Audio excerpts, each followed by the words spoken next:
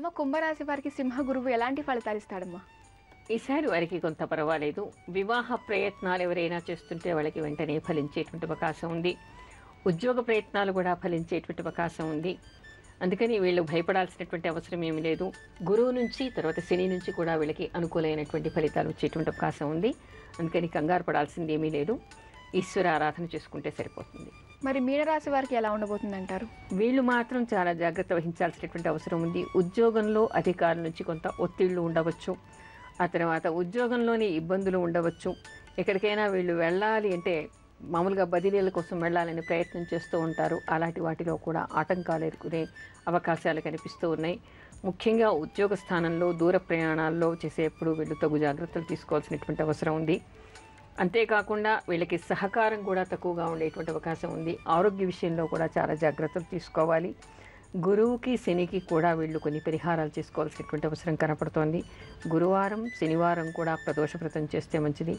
గురుచరిత్ర పారాయణం చేయటం వలన పై అధికారుల అనుగ్రహం వీళ్ళకి దొరికేటువంటి అవకాశం ఏర్పడుతుంటే అధికారులతో కొంత ఒత్తిళ్లు ఉంటాయి కాబట్టి వాళ్ళు వీళ్ళకి అనుకూలంగా ప్రవర్తించేటువంటి అవకాశం ఏర్పడుతుంది. ఈ విధమైనటువంటి వీళ్ళు చేసుకోవాలి. ఈశ్వరుణ్ణి ఆరాధించడం వలన అన్ని ఇబ్బందులు కూడా పోగొట్టుకునేటువంటి అవకాశం ఏర్పడుతుంది. మరి జాతక చక్రంలో 9 గ్రహాలు కూడా ఫలితాలు ఇస్తాయి కదమ్మా, మరి అవి ఎలా చూసుకోవాలి? అవి ఇవి చూసుకోవడానికి మామూలుగా మనం ఏం చేస్తామంటే ఉగాది తర్వాత ప్రతి సంవత్సరం కూడా నవనాయకులు అని మారుతూ ఉంటారు. నవనాయకులు అంటే మనకి మామూలుగా పొలిటికల్గా మనం రాజకీయంగా ఏం చేసుకుంటూ ఉంటాం, ఒకసారి ఎలక్షన్స్ అవ్వగానే కూడా పోర్ట్ఫోలియోస్ ఎలా పెట్టుకుంటూ ఉంటాము. ఇక్కడ నవగ్రహాలకి ఉగాది ఏ వారం అయింది, ఆరుద్ర ప్రవేశం రవి ఏ రోజు చేశాడు అనే దాన్ని బట్టి ఆ సంవత్సరానికి రాజు ఎవరు, మంత్రి ఎవరు, తర్వాత రసాధిపతి ఎవరు, నీరసాధిపతి ఎవరు, ఇలా అన్ని నవనాయకులకి ఎన్నుకోవడం జరుగుతుందన్నమాట. దాన్ని బట్టి ఆ సంవత్సర ఫలితాలు ఉంటూ ఉంటాయి. ఈ సంవత్సరం ఇప్పుడు మనకి మన్మథనామ సంవత్సరంలో శని రాజుగా మనం చెప్పుకుంటూ ఉన్నాం. అలా ఒక్కొక్క సంవత్సరం ఒక్కొక్క గ్రహానికి వాళ్ళకి మారుతూ ఉంటుంది అనమాట, నవనాయకత్వం మారుతూ ఉంటుంది. దాన్ని అనుసరించి అదేవిధంగా మనకి వర్షచక్రము తర్వాత జగర్లగ్నము అని వేసుకుంటూ ఉంటాం. అంటే వర్ష ప్రారంభానికి ఉండేటువంటి లగ్నానికి గ్రహస్థితులు ఎలా ఉన్నాయి చూసుకొని దేశం మీద ఎలాంటి ఫలితాలు ఉంటాయి అని తప్పనిసరిగా ఉగాది రోజు చేసుకొని ఎవరెవరి రాశులకి అప్పుడు ఉండేటువంటి గ్రహస్థితులు ఏ విధంగా ఉన్నాయో దాన్ని బట్టి ఫలితాలు ప్రతి సంవత్సరం చెప్పుకుంటాం. అయితే ఇక్కడ మనకి దీర్ఘకాలంగా ఉండేటువంటివి మందగ్రహాలైనటువంటి శని మారినప్పుడు, గురువు మారినప్పుడు తప్పనిసరిగా అంటే ఒక సంవత్సర కాలం ఉంటాడు కాబట్టి ఆ సంవత్సరం అంతా వాళ్ళకి ఎలా ఉంటుంది, ఎలాంటి పరిహారాలు చేసుకోవాలని చెప్తాం. మిగతా వాటికి మనం ఎందుకు చెప్పుకోము అంటే ఇప్పుడు రవి శుక్రుడు బుధుడు ఇంచుమించుగా ఒక నెల రోజులు ఒక రాశిలో ఉంటారు. అంటే ప్రతి నెల మారుతుంటారు కాబట్టి ఏదైనా ఇబ్బంది వచ్చినా కూడా వాళ్ళకి తాత్కాలికంగా కొద్ది కాలం మాత్రమే ఉంటుంది.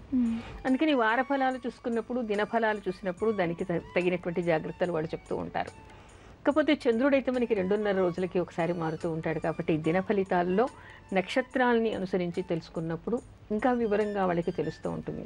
అయితే ఇక్కడ స్థూలంగా ఏమిటంటే మందగ్రహాలకి మారినప్పుడు ఆ సంవత్సర కాలం ఉంటుంది కాబట్టి వాళ్ళు పరిహారాలు చేసుకోవడం కోసం అని చెప్పేసి మనం చెప్పుకుంటూ ఉంటాం.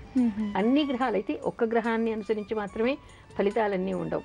ఒక్కో రాశికి మిగతా గ్రహాల స్థితిగతులు ఏ విధంగా ఉంటాయో దాన్ని అనుసరించి ఫలితాలు ఉంటాయి. ఓకే అమ్మ, అయితే ఆషాఢ శుద్ధ అష్టమికి ఉన్న విశిష్టత ఏంటమ్మా? ఈ ప్రశ్నకు సమాధానం ఒక కాలర్ తర్వాత మాట్లాడుకుందాం. వైష్ణవి అనే కాలర్ లైన్లో ఉన్నారు, వారితో మాట్లాడదాం. హలో హలో హలో నమస్కారం అండి. వైష్ణవి పేరు మీద రిజిస్టర్ చేసుకున్నారు కదా? అవునండి. ఒకసారి బర్త్ డీటెయిల్స్ కన్ఫర్మ్ చేసుకుందాము. నవంబర్ 14, 2001 రాత్రి 8:15 మంచిర్యాలలో పుట్టారు. మంచిర్యాల అమావాస్య రోజు పుట్టారండి. ఓకే అండి, సమస్య ఏంటో చెప్పండి మేడంతో. నమస్కారం అమ్మ. నమస్కారం. అమ్మాయి అమావాస్య రోజు పుట్టిందండి. దీపావళి రోజు. దీపావళి అమావాస్య రోజు. ఓకే అండి, చెప్పండి. అమ్మాయి ఏంటిదంటే బైపీసీ తీసుకోవాలనుకుంటుంది, ఒక డాక్టర్ కావాలనుకుంటుంది. అంటే మీరు చెప్పింది కదా కొన్ని రాశుల వాళ్ళకి ఉంటది అనుసరించి డాక్టర్ అవుతారా ఇంజనీర్ అవుతారా ఎవరు చెప్పలేరు. స్థూలంగా మాత్రమే ఫలితాలు ఉంటాయి.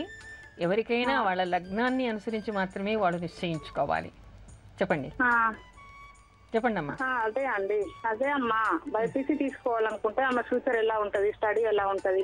బైపీసీ తీసుకోవచ్చమ్మా, తీసుకోవడం వల్ల అనుకూలంగానే ఉంటుంది. ఆవిడకి కంగారు పడాల్సిన అవసరం లేదు. కాకపోతే ఎక్కువగా కృషి చేయవలసినటువంటి అవసరం మాత్రం కనపడుతోంది. అంటే ఎంపీసీ అన్నా ఏది బాగుంటది అనేసి బైపీసీ తీసుకోవచ్చమ్మా, తీసుకోవచ్చా? బైపీసీ తీసుకోవచ్చు. అంటే క్లినికల్ డాక్టర్ అవ్వడం మాత్రం కొంచెం కష్టతరమైనటువంటి విషయం. మెడికల్ ఫీల్డ్లో వీడ పైకి వచ్చేటువంటి అవకాశాలు కనపడుతుంది.